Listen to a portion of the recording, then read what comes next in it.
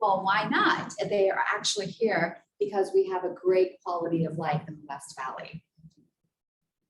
So with that, about 4 years ago, we started a quality of life committee at Westmark. And that committee is co-chaired by our newest co-chair, Evelyn Casua, who's with the Center for the Future of Arizona. And she's here today to share with us some of the latest results from the Gallup poll on what Arizonans want and what they're looking for. She's also joined by our esteemed panel of mayors this morning, and Mayor Osborne with the city of Buckeye, Mayor Lord, we all know, with the city of Goodyear, and Councilmember Binsbacher with the city of Peoria. So thank you all for being here today. And we look forward to just a really great, robust conversation on all the cool things that you all have in your community that benefit the West Valley. Before we kick things off, we will show a video from our series sponsor, SRP.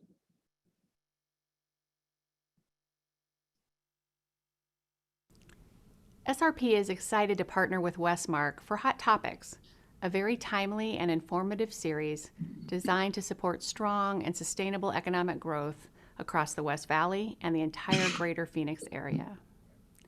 Arizona's communities faced unprecedented challenges in 2020, and together we supported and helped each other navigate through all of it. Like many of you, I am really optimistic about the new year ahead, and SRP is looking forward to working with Westmark to recapture the strong economic momentum we had before the pandemic. Maricopa County is the fourth largest county in the nation. Economic forecasts and growth projections suggest that much of the state's future economic opportunity will be in western Maricopa County, with estimates that nearly half of all of the new growth will take place in the West Valley. That is so exciting. SRP's economic development team works closely with local governments and key community organizations like Westmark to recruit and retain businesses and to support the creation of good-paying jobs for Arizonans. Reliable, affordable, and sustainable water and power are key factors for businesses considering expanding or relocating. We've been delivering those critical resources to our customers and the communities we serve for more than 100 years. Site Selection magazine recently named SRP a 2020 top utility in economic development. We're really proud to be recognized for our commitment to help the communities we serve grow and prosper. More than anything, a sustainable and resilient water supply is critical for continued growth and economic vitality, especially in the desert.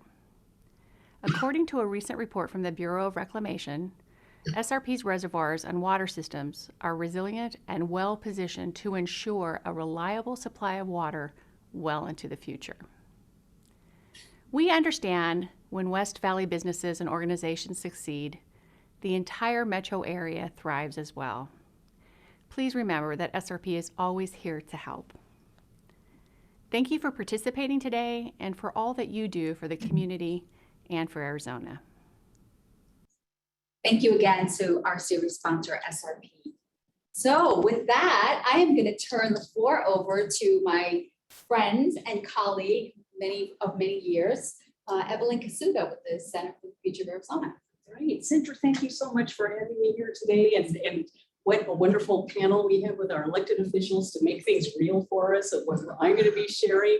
And also what an honor to also serve as the co-chair of the Quality of Life Committee as well. So I'm hoping to interact with a number of you in the audience over the next year or so. I'm going to be giving high-level perspectives of what Arizonans want, and that's what this is all about. You're going to be seeing a teaser deck. This is really a very small part of the information that is available to all of you on our website. But that notion of quality of life really will bounce out of the data that you'll be seeing today. So go ahead and let's move forward with this. And if those of you who don't know, the Center for the Future of Arizona, we've been around since about 2002, founded by our chairman, Dr. Laddie Kaur, and our current president and CEO, Dr. Sybil Francis. And we're all about bringing Arizonans together to build that stronger and brighter future for all of us in the state of Arizona. Next slide, please. So back in 2009 was the original Gallup survey, and some of you are familiar with it. In fact, I'm reminded that the city of Buckeye actually did a document that talked about the Arizona we want, the Buckeye we want, and used the information at that point in time. It was the first of its kind in the nation, this statewide survey. And it really pulled out the notion of the Arizona we want, that shared vision of success for what people in the state say, what they want here. And then let's go ahead and go to the next slide. Many of you are now familiar with the Arizona Progress Meters. This was rolled out. The Education Progress Meter came out about 2017, 2018. And I'm going to say there was over 60 cities, towns, and counties in the state of Arizona that adopted the Education Progress Meter to measure success in that arena. And subsequently, we rolled out the other progress meters. And this is just a tool. It's a very good tool that's accessible to everyone to measure success. And I know that Westmark is a big proponent of this, and you've used it in a lot of the work and a lot of the areas that you all are doing. So let's just spring forward to the next slide. So 2009, the original Gallup survey, that was a long time ago. So we knew that at Center for the Future of Arizona, we partnered again with the Gallup organization to conduct the 2020 survey. And this was done. Let me move over to that slide. Hang on one second. We needed to identify what was important to Arizonans today. So those of you who like a little more detail on what was done, I'll just go over this very, very quickly. So it was fielded in August of 2020 through October of last year. So we know what was happening to all of us in that period of time. So there were over 28,000 surveys mailed with over 3,500 respondents. And so it is statistically significant. And believe it or not, there were 80 questions on a broad range of topics, which you'll hear more about. So let's just move on to the next slide, which is actually, this is like the end of the story, but we're putting it up front, because at the end of the day, there are actually more things that Arizonans agree upon than not. And what we're talking about in terms of agreeing, so at least 70% of those who responded agreed, regardless of geography, income, education, race, ethnicity, as you can see here. And there are 7 shared public values throughout the state of Arizona, whether you're from the West Valley or from Northern Arizona or Southern Arizona by the border, from the Colorado River all the way to the White Mountains. So let's look at this very quickly. Highly educated, skilled population, affordable health care and that people don't go broke trying to cover their health conditions. Good paying jobs, and Sindra already touched on that this morning because that's a big focus for Westmark, and the education and training to do the jobs that are being created. And especially, there's a lot going on here in the West Valley, as we talked about just a few moments ago. And then sustainable practices that protect air, land, water. You have a wonderful setting out here in the West Valley, and we want to make sure that that's around for all of us and for many generations. And then at the end of the day, also civic engagement that solves problems and that democracy works for all of us. And then of course, fair, just, equal treatment of people. And then there's some data regarding comprehensive immigration reform and a pathway to citizenship. I have some of those numbers that I'll be sharing. But let's go on to the next slide. This is just some of the, like I said, this is teaser information. So I'm just going to go very quickly through a number of slide pieces of information, pieces of data. So most Arizonans proud to live in the state, but many are uncertain about its future. If you look at the numbers, 70% proud to live here. Whether you've been here for your whole lifetime, you moved here, or you moved here recently. But overall, heading in the right direction, there's probably room for improvement in that regard. So the numbers are under 50% that folks are feeling like the state is heading in the right direction. And there's more information, like I said, teaser deck. All right, to the next slide. And this is education, critical and foundational to all of us. 84% of Arizonans believe that a highly educated, skilled population is good for the state's economy. And you all know that here in the West Valley just as much as everybody else. But sadly, only 26% agree that the K-12 public education is high quality. So we've got a lot of work to do. So let's go to the next slide. But these are actions that can change things for us, where people agree that we can take action. As local leaders, as community members. I mean, look at the first one, 92% agree that we need to have enough qualified teachers and principals in our schools. So there's any number of pieces of information here. And actually, this might be food for thought for the education committee, because we haven't shared this with them yet. And so I'm just introducing this as potential food for thought, and actually for all of the committees. So our next slide. Health and well-being, because we're talking about quality of life here today. As I mentioned in that summary deck or summary slide, it said 83% of Arizonans say that they want to make sure that Arizonans get quality health care without risk of financial harm. And in this particular case, I think our panelists, they will talk about how do we keep our residents healthy so they don't have to jump into the system, at least not so soon. So that's a nice a way to talk about the items that the councils will be talking about today. So let's just go on to the next slide. These again, a whole list of actions to improve our healthcare. So this is information that we can share with the healthcare committee. And Cinder's taking lots of notes. Those of you who are on the healthcare committee, of course, making pre-existing conditions affordable and accessible, and expanding the programs that include lower income people as well. There's a lot of food for thought here. So let's go on to the next slide. This is also about health and well-being. And so for our elected officials today, this slide shows, depending on your income, how you feel about your community. I live in a healthy community. Those with higher incomes over 120,000 feel much better about their community than lower income folks that the under $36,000 a year income levels. Feelings about my community is safe. It's just kind of translated into that area. It's easy for me to get healthy food. I mean, we were talking about healthy food before we were online here. And then what you all can address is certainly, is it easy for me to get exercise? So there's some discrepancy depending on your income levels, but perhaps you could share with what you're doing in your communities that are really are more comprehensive. So let's go on into jobs and the economic opportunity. This slide just shows that those without a post-secondary degree or certificate were impacted twice as much as those with a post-secondary degree or certificate during COVID. So let's go on to the next slide.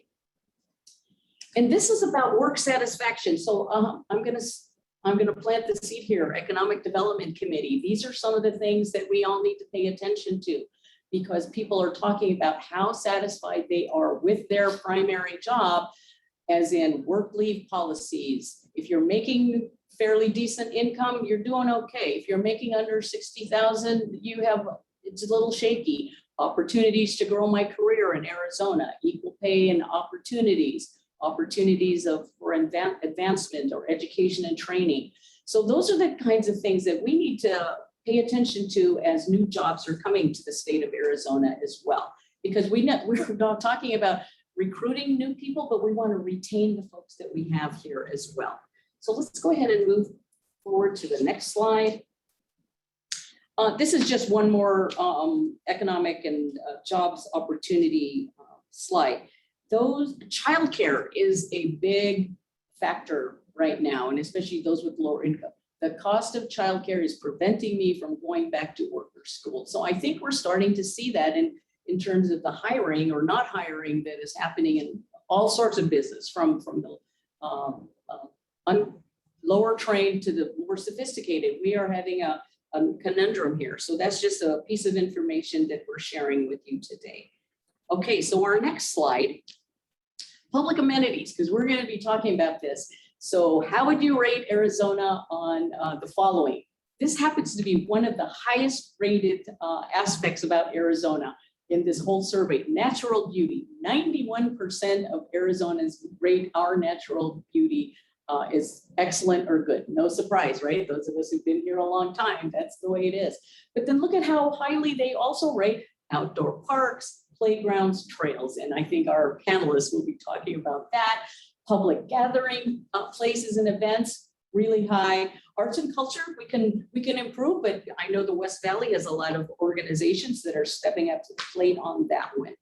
And let's move on to the next slide. These are just some aspects that Arizonans agree what we can do, that we need to do to protect our environment, our rivers, our natural areas, our water supplies. And this is across the board, whether you're in rural or urban Arizona. And of course, spending and measures to prevent forest fires on state land or wherever it happens to be. And the heat island, whether you're in rural or urban, rural people think it matters that we need to take care of that heat island as well. So let's just move on to the next slide. And civic engagement and leadership. So this is the space that all of us sitting on the panel think that this is important. So only 28% of Arizonans agree that Arizona has strong leaders who can lead the state through tough times. That is not a very high number, so that we have room for improvement. I will just leave that for now, but it's, you know, it's a place where it's an opportunity, absolutely. So let's move on to the next slide. Evelyn, before you move on to that slide, I'm going to Yes. disagree with those people because I'm sitting here with a great I'm panel with of you. leaders. Okay. I'm with you. Now I'm you with say you. feel better. No, and you know what, I mean, this is Evelyn's opinion and it's probably Cintra's and those of us who know local government really, really well. That's not the case. We didn't break, the question wasn't broken down by level of government, but we don't see that in our local communities at all. Yeah. So, yeah. I think that was broken down like in the 2009 survey. It was broken. I usually do because I know it, it's in my I heart. appreciate that. We're not saying that only 28% of us are cutting the mustard. No, we're not saying that at all. I would say your percentage is through the roof. And I'm sure it's going to jump after this discussion this afternoon. Absolutely. And Arizonans do agree that we need to improve our electoral system. So let's just move on because I don't want to overstep my bounds in terms of time here. Arizonans agree that we need to end systemic racism. And I know that Westmark had a series early this year regarding listening and learning sessions to tease this out and see what can we do to make things better and improving that quality of life, because it's becoming an issue in some of the corporate location decisions as well. So let's go to the next slide. And then immigration reform. They're really, if you look at the percentages on this, we have 86% of Arizonans saying that a path to citizenship for DACA they agree, and a comprehensive immigration reform is very high as well. Okay. Go to 2 slides over. That one. So this is, once again, you've got our shared public values, and then we have the 42 actions that you saw some of them to drive education forward. So with that, I am going to end my comments because we want to hear from our leaders today who are on the ground, real life examples of how local communities are responding to that quality of life for their residents and their neighbors as well. So thank you for giving me this opportunity today. Wow. You'll hear more when you want to, right? Absolutely. Yeah, So thanks, Sandra. thank you so much, Evelyn. You know, I really believe in the numbers. We can tell these stories all day long, and some of the information that Evelyn provided, you might reflect and say, yeah, that makes sense, or I knew that. But when you put numbers to it, it takes it to a whole different level of people really paying attention and believing it and really understanding a little bit more who the community is. And then also where we need to work on. What are those metrics that we need to work on in the future? And this is also why we really started partnering with the Center for the Future of Arizona so strongly, is because I really believe in the numbers. And when you try to start quantifying quality of life and some of these other areas that are really difficult to do so, they provide the perfect metric system to be able to do that. So thank you for being here. Awesome. So some of the things that we're here to learn about is the cool things that are going on in your communities. And I believe in the outdoor recreation. I believe in those opportunities. I believe in the organized fitness gyms and so on. And I'm one of those fortunate people that can enjoy both. So with that, I'm here to learn a little bit more, and everyone else is, as the West Valley grows. How are you all preparing for that? I'll kick it off with you, Mayor Lord, because you just recently opened the Goodyear Recreation Center. So tell us a little bit about that. Oh, I have lots to tell. You just cut me off when you said I've heard enough. So the Goodyear Recreation Center, and we refer to as GRC. You know, I don't. I would know all three names because I think it's more exciting than just talking with initials. But it's a fabulous addition, and as I go on, you'll see how fabulous it is by the numbers. We have a gathering space, finally a gathering space for people to connect with. We haven't had that in Goodyear. The stadium, of course, but that didn't meet the needs of it. So this time is for the entire neighborhoods to come and enjoy with their families. So we've only been open less than 3 months. And you can talk about statistics. When I finish with that, you're going to be amazed at the number of people that's affected. Well, 3 months, we've already had 16,000 pass holders to the facility. That's 3 months. The typical number of pass holders for a similar facility, if we look for the averages, is 3,000 or 4,000. The first 2 months, GRC opening total visits were 16,509. It was backed up. We had to take reservations for a while. They had to hold off certain groups at a time. So they're just excited in the sheer number. It's such a good feeling to walk around the city, to go to the restaurants, and somebody comes up and tells you, this is the best thing you've ever put up in our city. So it's just impacted the people a great deal. And, you know, we always think that they're all, you know, if you're lucky enough to have amenities in your neighborhood, they're as extensive as this, then it just flies by. But so many people don't have access to it. And so this is the first time that you open the door to that. And it said, if I have time, and I'm going to tell this story. So this is a story. A lady came to purchase a family pass. She shared how the facility has changed her father's life. He is 78 in a wheelchair and experiencing lots of health issues. And when they came to the aquatic center, she said, well, that's what he liked. He said, I've come alive. So not only was he swimming around, but to the family's surprise, he also managed to climb the stairs and to go down the slide. I won't go down the slide. So that takes bravery. And he even went off the diving boards a few times. She said he couldn't wait to come back again. They since have shared this wonder news, of course, with all their families. What a story to tell. And I'm sure they've never seen grandfather hop around as fast as he's doing now after that great exercise. So just a little bit more of the campus. It's 40 acres. It includes 48,000 square foot recreation center and an aquatic facility. We have a 2-story recreation center. We have a teen room within that, a multi-gymnasium, multi-purpose rooms, fitness areas, and indoor walking track. That's my favorite. It's above the gymnasium so that you can see what's going on all around the area. The 2-acre aquatics facility includes a competition pool for open swim classes and swim meet, while the leisure pool provides zero-depth water play splash ground area and the lazy river. I've never been in that yet. I can't wait to get to go around that. The deck also includes a separate 27-foot dual slide tower along with a perimeter of shaded cabanas and seating. And I told the press and I've told the desk, I'm not going to that. So don't anybody tell me I'm going down that slide. I'm not. The 30-acre interactive park is designed to be an active outdoor space for all ages and abilities. Kids gravitate, toward the multi-level play structure, slides, unique circular swing, zip line. Yeah. Wow. Sensory pads.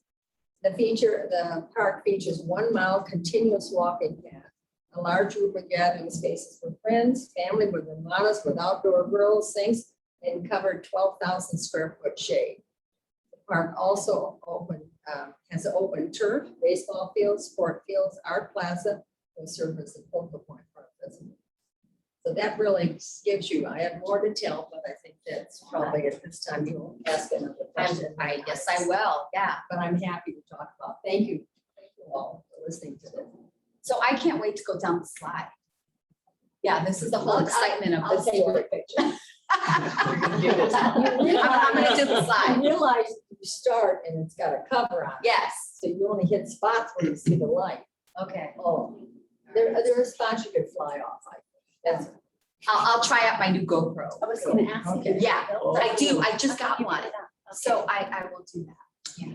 That's pretty great.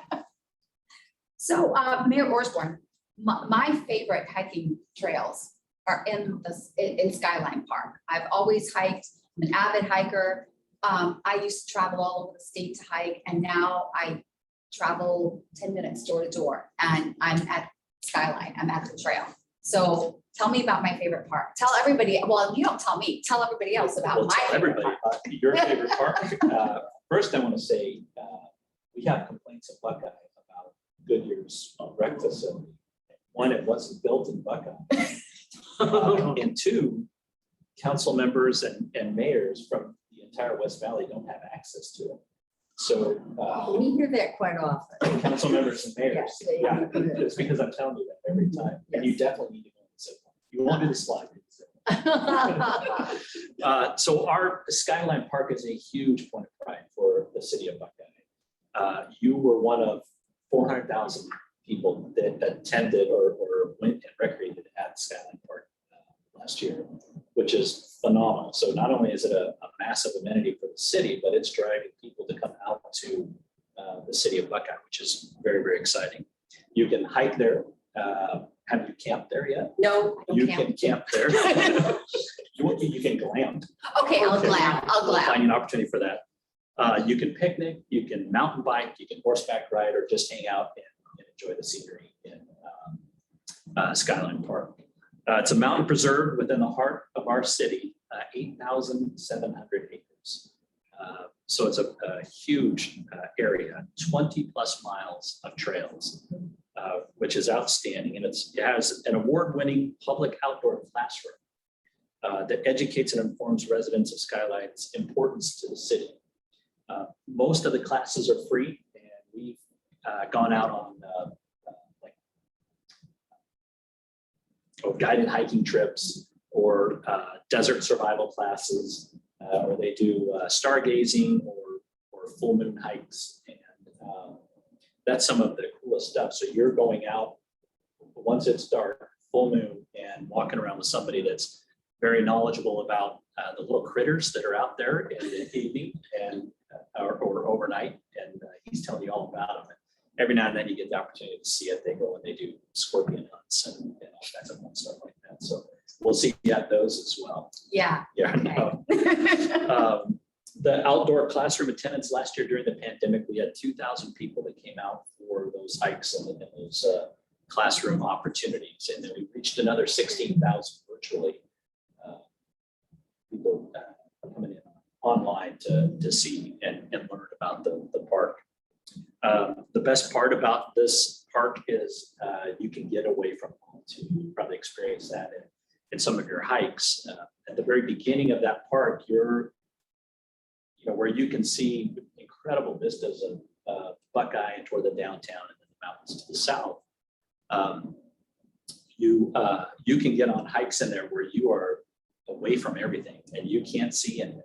You're in the middle of desert and mountain terrain, and it feels like you are completely out of civilization, right? So wonderful opportunity for the city of Buckeye. We couldn't be more excited about Skyline.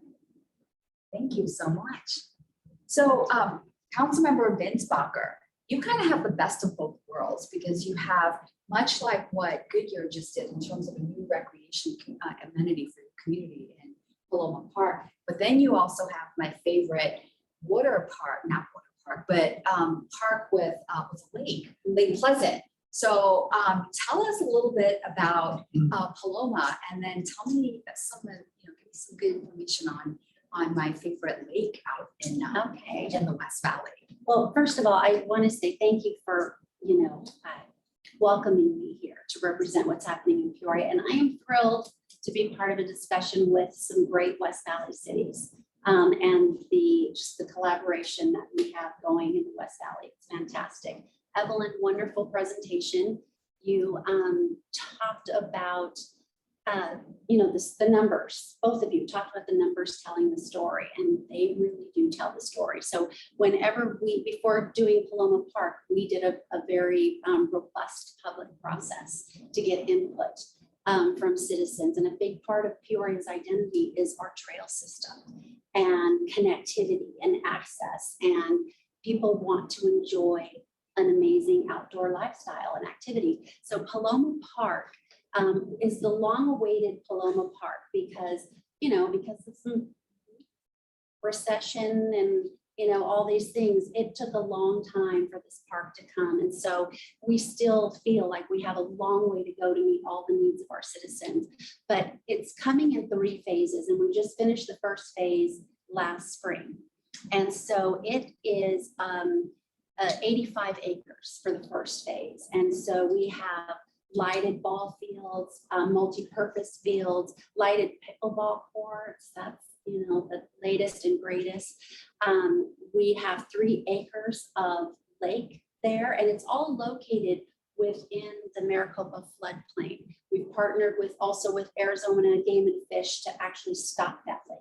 So people have to have a fishing license. They go, it's stocked. They can catch fish and cook it right there in the ramadas on the barbecues. Since we opened the park, people have been actively daily renting the ramadas, and each ramada can fit up to 40 people. And so people are coming from everywhere, not just within the city of Peoria, to use those amenities. The fields are, again, we can't have enough multi-purpose fields and lighted fields. We're partnering with education and all of those programs, softball, passing leagues. We have adult leagues. We have little league. We have all of the various programs using those fields and talking about the next phase that's coming with more lighted fields and multi-purpose fields for soccer. The integration with the existing trail system is unbelievable. So it is surrounded by beautiful desert. And we have West Wing Mountain, which is a great trail that eventually will connect over the mountain to Paloma Park. And off of Dixie-Letta there and Lake Pleasant Parkway, you kind of have to go up over a ravine and then you go down into that floodplain. So you feel like you've escaped when you're there, and it's absolutely beautiful. And there will be a veterans trailhead component. There is an inclusive park that we are so proud of. We brought in experts from USD to help us really identify the needs of what it means to have an accessible playground and touch all the senses, stimulate all the senses, and found that not only has that affected the ability for children with special needs to access these playgrounds, but their family members. So, that they have special needs, they can get closer to where the kids are playing and bring the generations closer together. But it really does contribute to an amazing lifestyle that we want to promote. That's all about health and wellness. And that seems to be what people want. And in our last outreach, we had over 2,000 people participate virtually to learn to share what they wanted in their community. So, and it's all about an outdoor lifestyle and enjoying the beautiful desert. To talk about Lake Pleasant for a little bit. So that is a regional park that is just unbelievable. The 2 marinas. So there's Scorpion Bay, there's Pleasant Harbor. It's a hidden gem in the valley. I want to say the Northwest Valley, but in the valley, it's a beautiful amenity. And in excess of 1 million people are coming through those gates every year. So some local and then people from all over are enjoying all of the water activities that are happening there. And there's a whole nother community of small businesses that are stimulating our lifestyle and activity by offering all of these different water sports. Unique to Peoria, unique to the area, dinner cruises, all kinds of different activities. There's restaurants there and the trail system. Again, I have, hiking clubs in my community that I've gone out there and hiked those trails with. This is very, very important to them. And it's not just young families, it's the senior community that are enjoying all of these amenities that are, very conscientious about their health and sustainability. So when you talk about Paloma Park complements Lake Pleasant in that it targets a whole nother community because it's about the sports activities. But again, from youth sports to adult leagues to senior leagues, and there still isn't enough really to serve what we need to serve out in that area. So this is a work in progress without a doubt. But to speak to sustainability for a minute, this park allows people to live and be active and go to practices and outdoor events close to home. So they're not traveling 20 miles to the next nearest community park in Peoria for practice and games and all. Some of us still have to do that, but it's brought and it's kept most of us closer to home so that we don't have to spend an hour and a half on the road 4 nights a week to get our kids to practice. This is huge for quality of life in our communities. So again, it just sounds like we're all working towards the same goals here and we're getting a lot done. Yeah. I'm happy to share, thrilled to share. And you're actually leading into my next question for you all. But first, I'm going to go to a question that we have from Shelby Duplessis. She wants to know, when is the resort coming to Lake Pleasant? Because we don't want to camp or glamp. So when is it coming? So I'm going to be doing my own glamping out there here really soon. And that's one step towards another. But I think we were just talking and didn't we say, if I tell you, I have to kill you.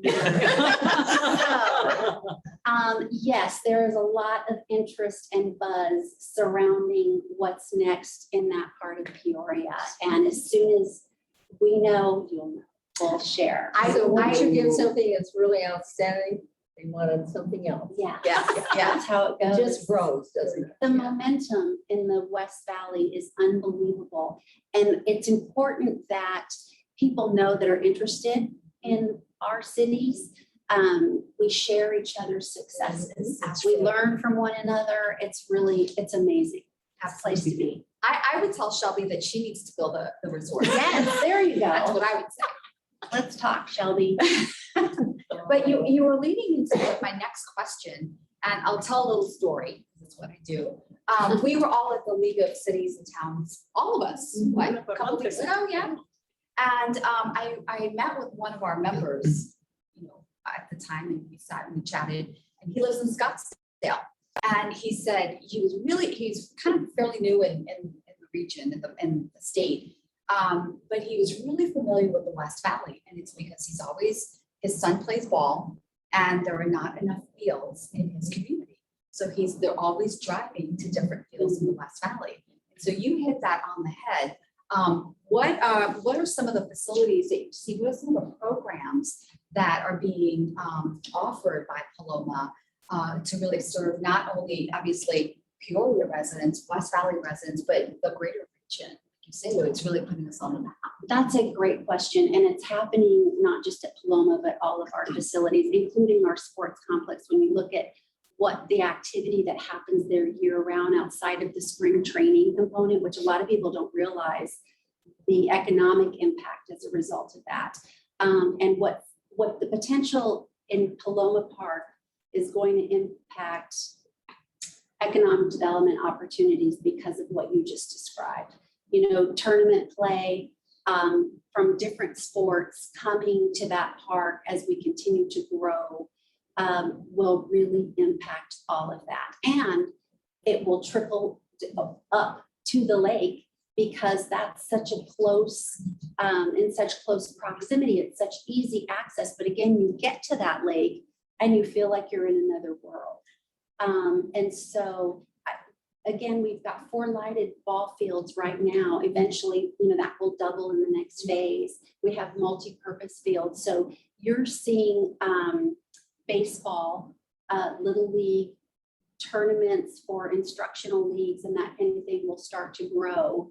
And then our multi-use fields where you're seeing soccer, lacrosse is also becoming a bigger demand for fields. So just to name a few, and then the softball leagues, the adult leagues and co-ed leagues, just in my district alone, which is the Mesquite district, pretty much Happy Valley North, there are hundreds of players participating in those leagues. It's no longer about a community softball team. It's, growing into an organization. Again, all supporting an active lifestyle. And so what that does is they start to expand to other communities throughout the region. They come to our park, we're going to their parks, and it's exposure and impact across the board. So it's amazing the potential that can happen as a result of recreational sports and competitive sports at all levels. Really exciting. So Mayor Osborne, how are you planning recreation programs for your residents? Well, we have several new amenities that allow us to program in recreation, which we're very excited about. So we talked about the Skyline and the different items there that are classes and events that we can host there. We've also got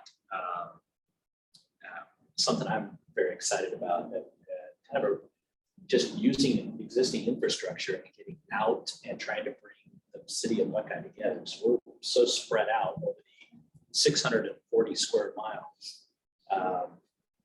From where I live, it's a 35-minute drive to Festival, which is at the very north end of Buckeye.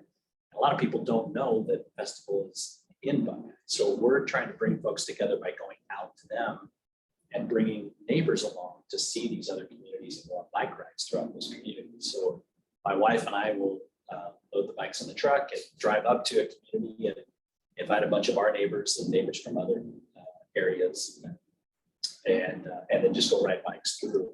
I read about that in the West Valley View. Yes, they did a really cool article about that. So that's a great way to get people out and engaged, and not only that, share with folks the amenities that are in other areas and then the recreation opportunities that exist in them. So whether it's golf courses or ball fields or something else that we as Buckeyes, we can continue to grow, we're going to be moving recreational programs out into those areas. So sports leagues and city-run sports leagues and those sorts of things, which typically wouldn't see any HOA parks. It would be more the city park. So we're trying to leverage those private amenities and get people out into those communities and bring those people from the communities to the downtown area, and cross-pollination that needs to happen to make us all one Buckeye.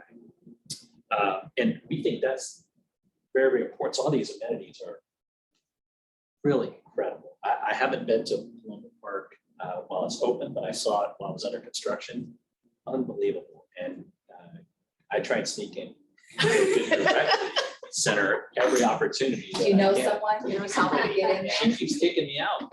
So, but you show up to those locations and they're stunning. I mean, that facility is unbelievable.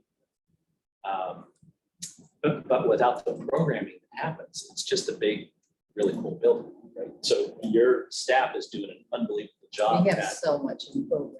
Yes. Bringing all ages in. Right. Much like you talked about the fields. Our fields have expanded with soccer and softball and baseball. So you're right. And they're already filled up. Yeah. And then when you show up to that, not only do you see this incredible building, but you see activity and there's life and there's a 78-year-old that's going down the slide for the first time, which is incredible. So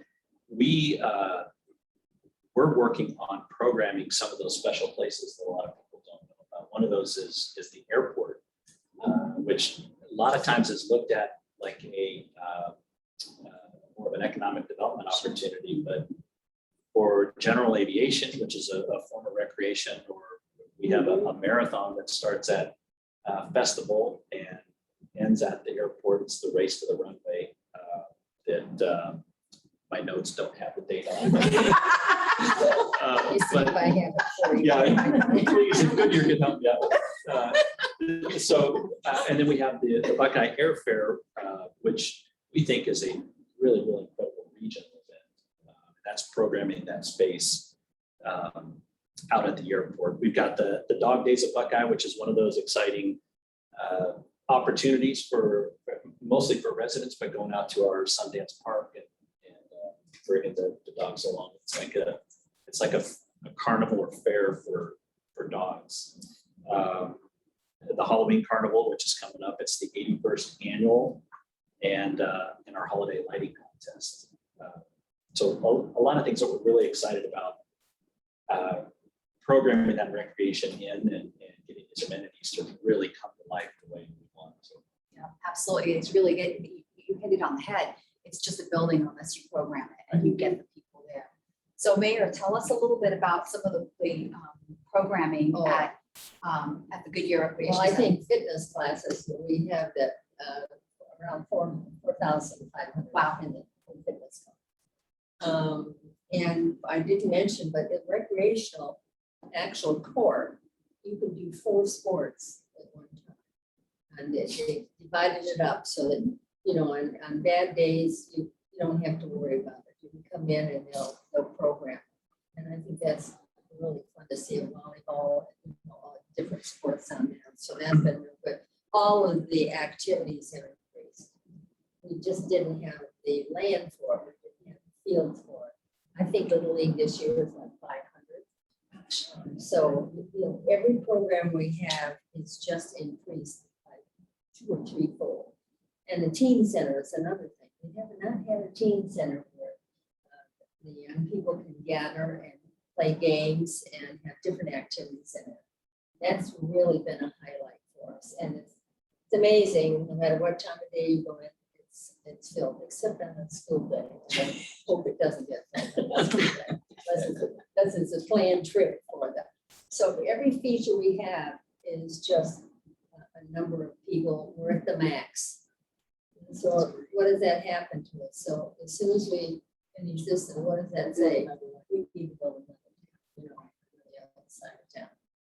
It's a success. I think one of the things too that the West Valley really needs is more meeting spaces and Absolutely, having. we do have that. Yes. Okay, we have a large room that you have a wedding in it. Yeah. And we have, and not only that, you can divide it up. So we have a number of rooms that meet that need. Or you can have the Westmark Legislative Breakfast in it too. Yes, we did. That's right. Yeah, that's right. It offers a great deal Yeah. for our community. And once in a while, we share and invite somebody else or another city. Once in a while. Are you gonna annex Goodyear? I'm kind of getting that feeling. Mayor Meck used to joke Mayor about Meck talks annexing about that all all the these time. different. Oh, So he yeah. would give- I have a He border wants- there. He wants the lake. He has to have permission to come into the city. Mayor Paul wants the lake too, right? Oh, You guys yeah. fight about that. I think all of us would love to have that amenity. So Governor Brewer claimed it a long time ago. She told me it was hers. First time I went there, I said, is this There's a lot of competition for that lake. So speaking of the lake, that's actually my next question is how does the lake amenities fit with everything else? And I think you kind of hit on that a little bit earlier. But you know, after I go down the slide in Goodyear, I think I'm gonna go down the slide first at Lake Pleasant and then go down the Well, slide. maybe I have to figure a way to get a lake. Oh, there we go. There we go. Yeah, I might have to work on You that. both have slides, so. Quite a slide. There's also a water like zone out on Scorpion Bay side too. That's kind of just came out. We just had a birthday party there for our youngest son. It was amazing and quite a workout. I think they give you 45 minutes or an hour, and if you get 40 minutes, you're in top condition. But hearing everyone talk about their amenities, ours right now in Paloma Park phase one, it's all horizontal features. It's all, fields and space. And of course, we've incorporated art, amazing art, and a dog park, which I forgot to mention, which has brought people out. They love it. So our phase 3 would be a community center where there would be meeting space. And I love the idea that it's just a building until you fill it. So again, that public outreach is so important to really determine what the needs are. Speaking of hiking, so in this public process over the last 5 years, I have built relationships with the hiking community in my district. And it is a whole nother world of folks that are looking for connectivity. So it's important that as we develop our trail system, all that connectivity exists. The Maricopa Trail is out, it comes through Peoria. How do we maximize access to that? The mountain bike community is just dying for additional trails to be able to go from a Paloma Park to Lake Pleasant as an adventure in the desert. And so, we're listening to those folks as we continue to grow so that we can create that type of activity and lifestyle in Peoria as part of all of this. And this brings to mind, I don't know about you, but we have a number of residents say, we're growing too fast. Stop building those houses, stop building the apartment houses. Because I'm here now. Yeah, and I said, well, do I have to stop out on the highway and stop every car and say, I'm sorry, can't come here? Because what's happening is the weather patterns across the United States have been horrendous. And so we're getting many movement from that. And then the other thing is that we're getting a reputation. Everything you talked about in your park, you talked about, I talked about. So it's changing family life. People don't want to just go to work. They want, when they come home, they want some playtime. And so it Even are integrate it all. all of us, the entire group is, we're all the cities are looking for, after work, after school, and quality of life. And I think quality of life in Arizona it's in the outside, it's the exercising, it's the pools, it's all the other things because of our weather. And it might be a little warm some days, but you jump in the pool and that takes care of that. So I mean, you have an answer for all of the difficult weather we have. Well, I think also the pandemic really got people outdoors. Gyms were closed, right? Everything was closed. And so the national parks went a little bit wonky with people. All of the, outdoor trails were filled with people. Because they want to socialize. Yeah. And it's so much better to socialize when you're actually in an activity. Yeah, that's right. Rather than sitting in a chair and socializing. Yeah. I agree. And, you hit on connectivity for a little bit, Councilmember Fitzpatrick. So Katie Rowe wants to know, will West Wing Mountain Trails connect with Skunk Creek Trails? I think eventually it's all going to connect. There will be a fluid connection from one to the other. That's the goal. And again, to meet the needs, people want to do more than just hike a specific trail. They want to be able to go from one to the other to the other. And on mountain bikes, that's up and coming. And, what I'm hearing from that community is if you develop these trails for mountain biking, then it also works for hikers, even equestrian needs. So that's trickier, but that's all trickier. But so that's what we're focusing on. So yes, we want them to all be integrated and connect. That's the growth. So Mayor Orsborn, this isn't necessarily one of the questions we chatted about earlier, but I'm going to ask you them. Okay. Uh-oh. Well, we're talking about connectivity and wildlife corridors. Yep. Is there anything you want to share about the efforts in the white tanks related to that? Yeah, so that Skunk Creek Trail, it's easy to say, right? 5 times. My wife and I have actually been on that on our mountain bikes. And so that connectivity you talk about, don't let me miss on the wildlife corridors, but that connectivity from Peoria through the White Tank Mountains to downtown Buckeye, through Goodyear, that Maricopa County Trail, which is I think 300 plus miles long, is unbelievable. And that Skunk Creek Trail, the one that runs along the creek right near you here, you can take that, and if you put destinations associated with that, where we can get on our bike or we can hike to a certain place to go have breakfast or shop or do whatever, and then be able to go back home on bikes, I think that changes everything. And that really drives people outside because now you're not having to load your bikes up in the vehicle to take them someplace.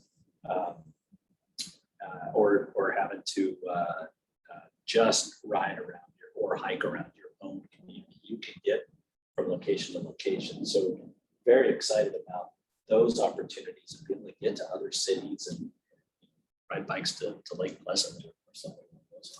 It's a lifestyle. It really is, yeah. And impacts so many other people that we talked about. Yes. Right. And when we look at the workforce that we're trying to attract also in the tech market, right? Now they can live anywhere, That's right? And they can work remote. And a lot of the younger folks, they want to be outdoors, they want to recreate, they want to live that, very active lifestyle. And I think that connectivity that you just described, getting on your mountain bike and, hitting all these mountains and all these trails, that 300-mile Maricopa County Parks and Recreation connectivity is just so important. And we have that here. It's a gem. Yeah, it's so specific to the wildlife corridors. We're looking at recreation in Buckeye. We're going to eventually grow out this. I think we're 5% grown out for the 640 square miles that exist in our planning area. It's nuts when you try to wrap your mind around it. But we have this incredible asset in the middle, which is Skyline Park and White Tank Mountain, which is kind of being looked after by the White Tank Mountain Conservancy, who are doing phenomenal work at helping to create overlays and limit development and then do things to keep that mountain alive. We have 250,000 homes that are already entitled on the west side of the White Tank Mountains. So there's massive development out there. One of those developments is the size of Tempe. So we have an opportunity now, while nothing is built, this blank slate, make sure that we're including that recreation, not only including the recreation, but keeping the White Tank Mountains alive. Because if you build just a sea of tile roofs out there and shut off the white tanks, we have failed as a city and as a region in this beautiful amenity that we have in closing off the moment. So there's wildlife corridors that go out from that the White Tank Mountains, and those wildlife corridors allow the larger mammals to get from the White Tanks down to other mountains that are around, not only in Buckeye but outside of them. What we're trying to do is make sure that we're coming up with plans that maintain those corridors and allow animals to get back and forth to keep that a living mountain range. And the idea is that when you have that living mountain range and you have this county trail that comes into it, and there's these corridors that go off to the west that go through these incredible communities that are even coming in, and then there's the opportunity to create corridors that go down to the Gila River.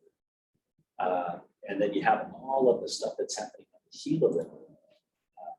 It is going to be outdoor recreation central in the West Valley, I think, as we move along. We develop some of these opportunities that we have to really create world-class recreation amenities that people are going to want to come to live near, but also come to from across the valley, across the United States. So just to be in it and be a part of it. We want to attract businesses that serve that lifestyle. Totally. Right. Yes. Absolutely. And the mountain being alive, that was a term that I really didn't understand until I actually experienced it. I was hiking one day and all of a sudden mule deer started running through, and it was the sound where it just stops everything. And then you realize the importance of it and that we have that right here in our backyard. And to your point, that's an amenity that companies really look for. They look for that quality of life, which is again why we went back to we need a quality of life committee at Westmark to really make sure that we're identifying all of these assets and promoting them. Isn't it amazing though, how long it takes the new generations find out what the older generations have been doing for years. I grew up in the country and all the things you're saying, I lived that life. And without all the amenities that you have surrounding in your home, all those good things. You worked the outdoors, you played outdoors, you worked outdoors. We took it in as natural. I mean, that was just life. And now I see us starting all over again. My childhood now, I can look back at it and I can see everything you're doing and you're trying to build like we had yesteryear before mankind destroyed much of us. Okay, and modern times just ignored it.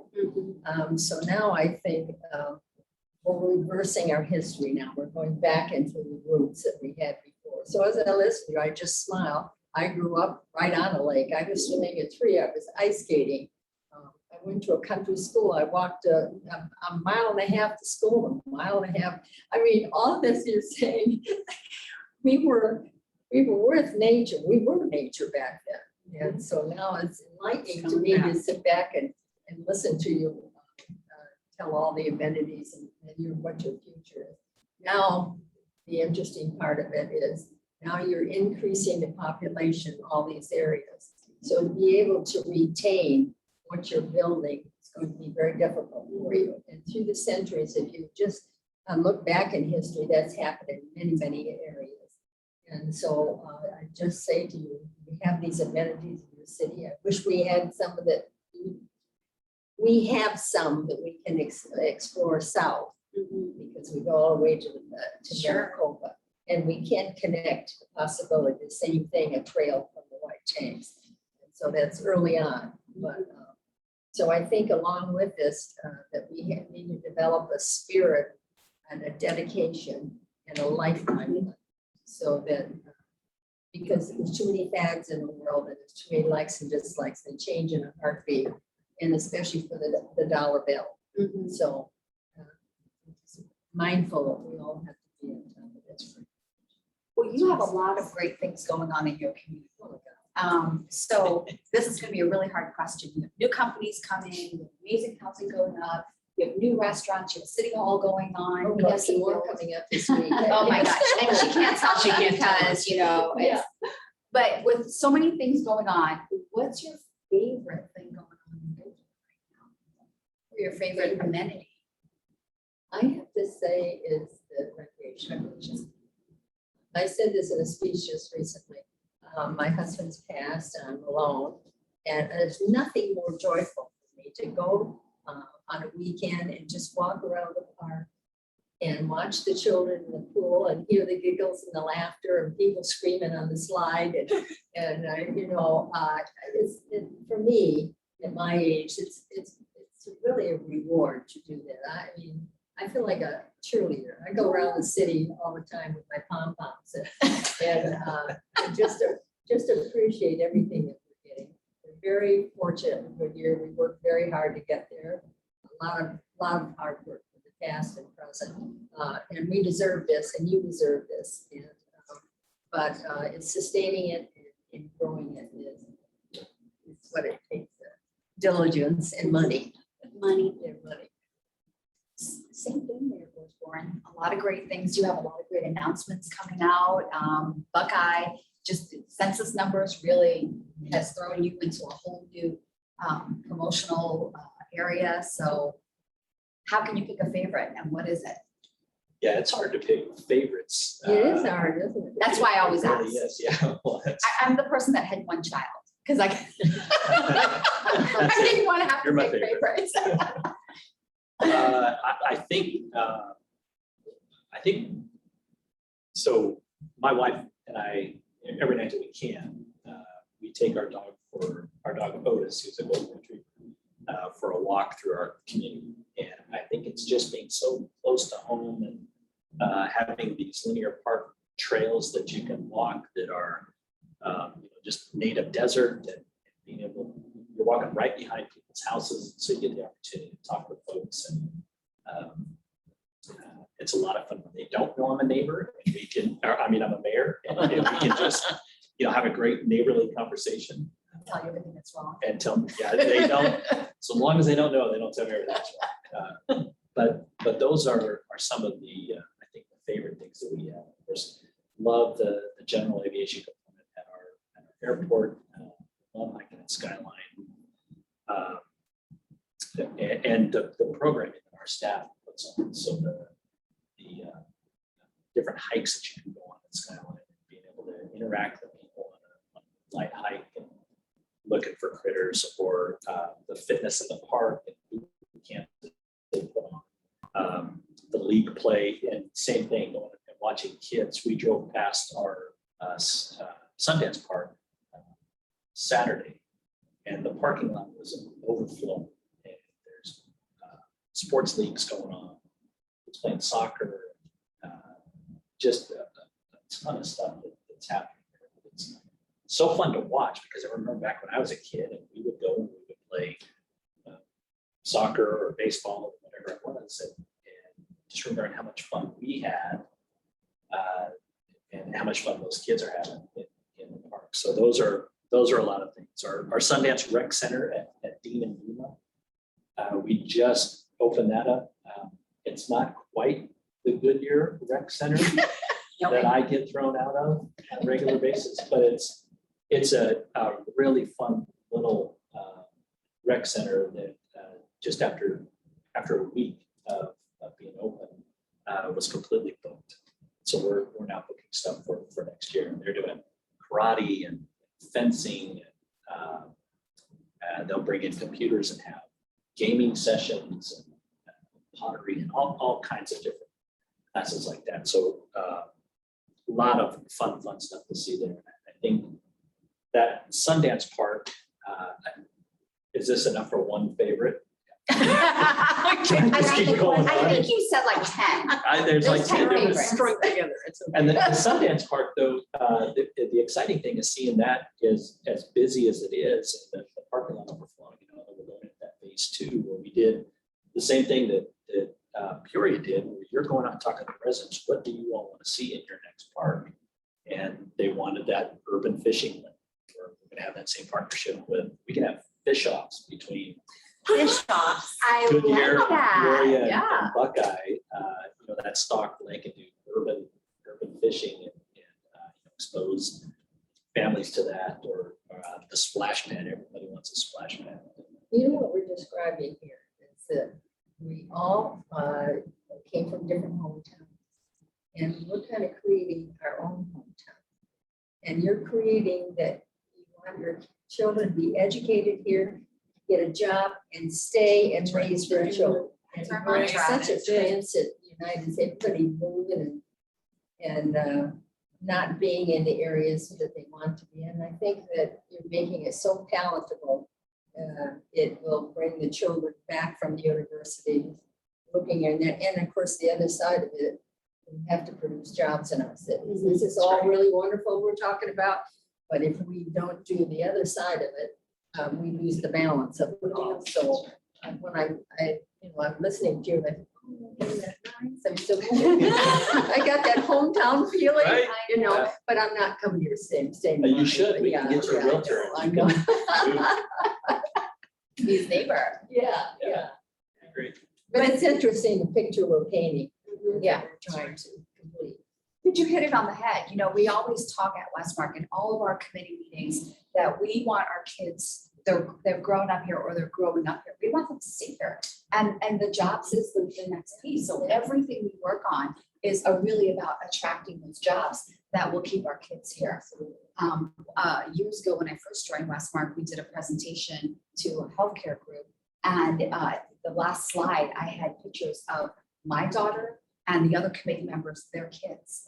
Because that's really what we're looking for, right? Is to keep our kids here. And it's not just what's happening in Buckeye, or just what's happening in Peoria or Goodyear. It's like you had said, it's the excitement of all of it. So we recreate as a family in Goodyear, or we go to Lake Pleasant fairly often and fish, or come here to Westgate in Glendale and go to ball games or hockey games or something like that. It's those, when you put out the West Valley Gems, that's a lot of fun for us as a family and us as communities, because one, we can see the stuff that you post that's specific to our area, but you'll post like Pleasant, and I'll say, yeah, I know exactly what you're talking about. That is a West Valley Gem, or PIR, which I don't think is PIR, the Raceway, Phoenix Raceway. But all of that stuff is stuff that we're excited about in West Valley. And when you find those other ones, you go exploring, or you send out something that's a different place that we haven't been yet, then that just makes it even better. It's one more reason to live in West Valley. So Well, we've had, lots of cities around us to learn lessons from. right. And I often drive around with my assistant, we're looking at different places, and I think just the planning and zoning has changed from years back, and we go through our streets. And so we are building a West Valley that was never there. There's lots of really good stories about the West Valley, lots of heritage here. I mean, I love people talking about this when there were dirt roads and they worked the fields and all of that. So we have such a current past and a bright future. But I can see, for me, I'm looking at this, all of us as a whole, you just see this growth happening. And for the most part, it's all positive growth. And it's nice to see that all the cities are working towards the same goal, and we are. And that's a good feeling. And Great something feeling. to be proud of. And I think that your citizens feel that way about the city. It's nothing better than them bragging about the city or trying to get their friends to move here.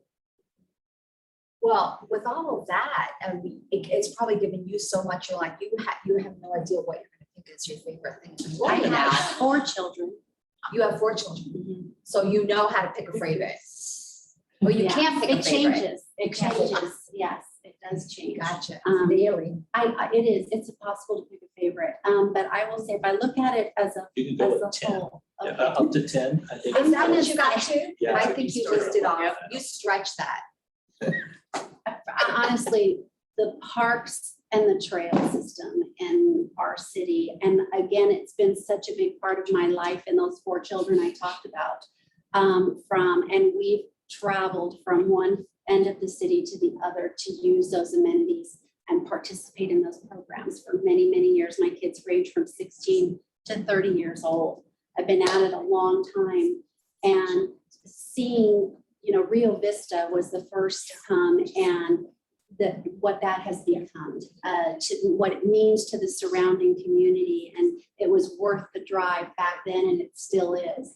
Pioneer Park, over 80 acres of fields, don't have the same community center, but there's already one in that part of the city. And now working towards that in the newer areas of our city to serve all of those citizens and do this amazing outreach so that it is about them. And then what the lake, is part, I see that it's in our boundaries. It's part of our parks and trail system, and it is creating a lifestyle. And Mayor Lauren, you talk about the right kind of growth. I mean, that's our job, is to make sure that we have the right kind of growth and development, and that we preserve and protect that open space, those trails, that wildlife. That doesn't just happen. We work really hard at that. And so that is a top priority in our city, and I am so proud of that. And then over the last 6 years, to have connected with citizens to really learn what that means to them and their life. And you go to the park, you described it beautifully. I don't care what age you are. The sound of multiple generations coming together to play together, fish together, barbecue together, watch sports together, exercise together, whatever it is. That's what we're trying to create. We want to keep multiple generations together, because that's how we raise great people, great citizens, to have the exposure of those different generations and relationships within a family unit. And it's hard enough to keep them all together You know, even in the ideal environment, but we have to create jobs. And the West Valley has arrived. I hope everybody feels that, because we have arrived and we are worthy of quality development, quality businesses, and businesses that encourage and contribute to the lifestyle that we're trying to create right on our trail system, right on our lakes. Integrate that with a corporate environment and jobs. Those areas are activated, 24/7, and people are moving about together, hopefully not in cars as much as on foot and on bikes. And again, we touch all those elements that make a quality of life, just unbelievable. So we are on the right track. I'm so happy to be part of this team. I would say, I agree with everything you said. I don't think we're trying to create it. I think we have created it. It's done. And they're seeing it now. We're the sports mecca. You all were talking about recreation amenities. It's something that's at the top priority for a lot of residents is health and wellness and these opportunities to recreate outdoors. The restaurants that are coming in, I bet you haven't seen the chain in West Valley Gems, right? We have so many restaurants that we're constantly promoting. None of them are chains because we are getting those unique dining opportunities in the West Valley. So those things are actually happening right now. And it is because of all of your work. I don't care what the 28% said. Another 28. That was- yeah, somebody it was the else. wrong 28%.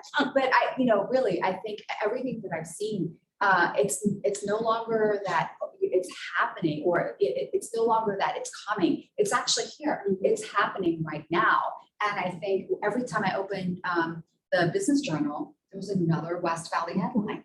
And so I just look to see which community it is, because it's one of our communities. The other thing too is all of your communities, we have an average household income in the West Valley of 75,359, I believe. Your averages are well above that. If you carve out your communities, Goodyear is over 80, Buckeye, Verado is over, I think, 90 in some areas. There are some areas in Peoria that's in that 90 to 100 range. When we look at the wealth that's happening that is in the West Valley, I met with a member sometime in 2020, and he summed it up. He said, you guys have a quiet wealth in the West Valley. We're not wearing it on our sleeves. We're not flashing it out there, but it exists here. And so I think that's also part of why the community is a whole lot different. And then obviously the working relationship with the leaders, the mayors, the economic development professionals, the communication professionals. You guys all work so well together. And that's really why. Well, so success brings other problems and workforce housing.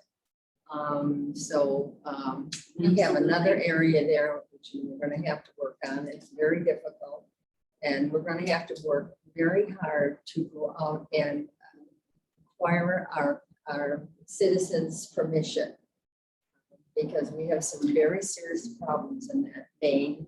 Homelessness, although we have the number that the others do, but we need to work on This that. is an opportunity. And the workforce, because you're Yes. right, the income is high. Yep. But that's not everybody.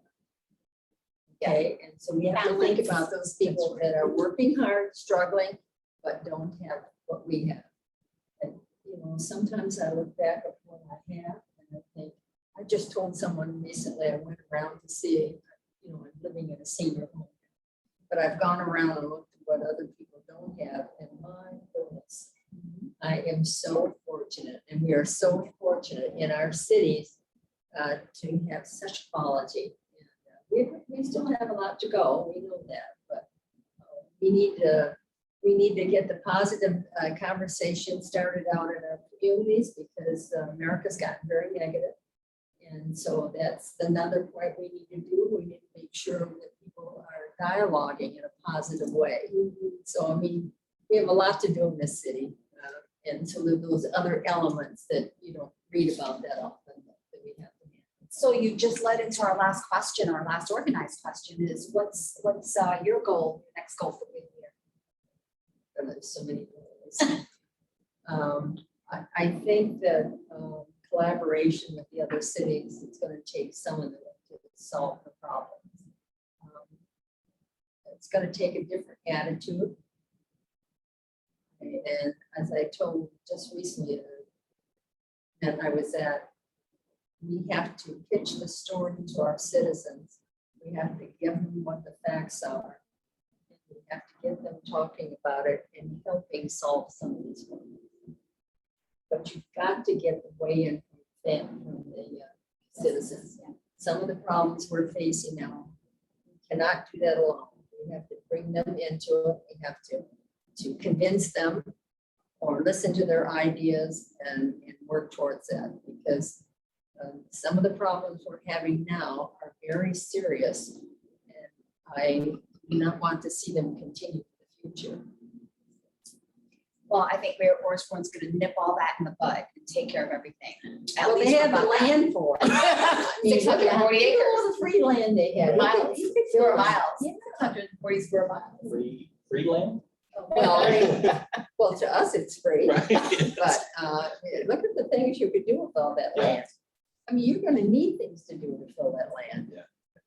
Yeah, yeah. I Maybe mean, we can there's- help you fill it. You can help us fill it, yeah. We'll build it like Pleasant. If you let him into the recreation center. Yeah. You know, there's, You know, Sneaking back We get door. so much of that. We had somebody come in from another city. So we wouldn't let them have a pass to get in there because we're filled. Yeah, they're paying. I mean, we're filled. They're stacked up in line sometimes on the weekend. And this person said, well, my city, that's, you come into my city, why don't we can't come into your city? So it's been a bone of contention for sure, so. Yeah, there's a lot of goals and some really, really big stuff that we have to tackle. It's cities, it's economic development, it's water for the future. But I think specific to improving the quality of life, we're going to try and continue to do the same thing that we have been doing, to do recreational amenities and then programming and listening to our residents, see what exactly they want. You had hit perfectly on that. Also about we're trying to be good stewards with the public's money. It's the public that is wanting recreational amenities. So what we have to do is make sure we understand exactly what our public wants and then build and program in those recreational amenities. You gotta keep them wanting ownership of the city. That's exactly right. They have to be one of those owners. And Councilmember Litzbacher, again, you've got quite a few goals ahead of you, but let's pick one out of the four. A lot of goals for the future to contribute to the quality of life. You've touched on all of them. Smart water management as, a top priority. And of course, how we, function from a fiscal perspective and good stewards of the taxpayer dollar and how we use it. I think when I look at where we are today and everything we've been through, as a region, as West Valley cities in development, over the last decade, we have to continue to focus on, being welcoming and ready for businesses to bring jobs to our communities. And it's part of that balancing act. All of these other things that we talk about are critical, but we need to bring jobs, high-paying jobs, career jobs to our citizens to create the environment that we want to create. And so we've made huge strides. Looking ahead, I see us digging even deeper and, selling our cities in ways that we've never had and reaching out in ways that we never have and looking at the private sector and partnerships in new and creative ways to make it possible, to attract what we need to continue to build the quality of life. And they're all looking for those amenities and that quality of life and sustainability when they are making a decision as to where they want to land and bring their employees and their families. And housing options, we're very limited. We've got some work to do on that in Peoria. And so how do we have that difficult conversation to prepare for all of it? It's a big balancing act and we need to be ready. We need to stay in front of it. Thank you.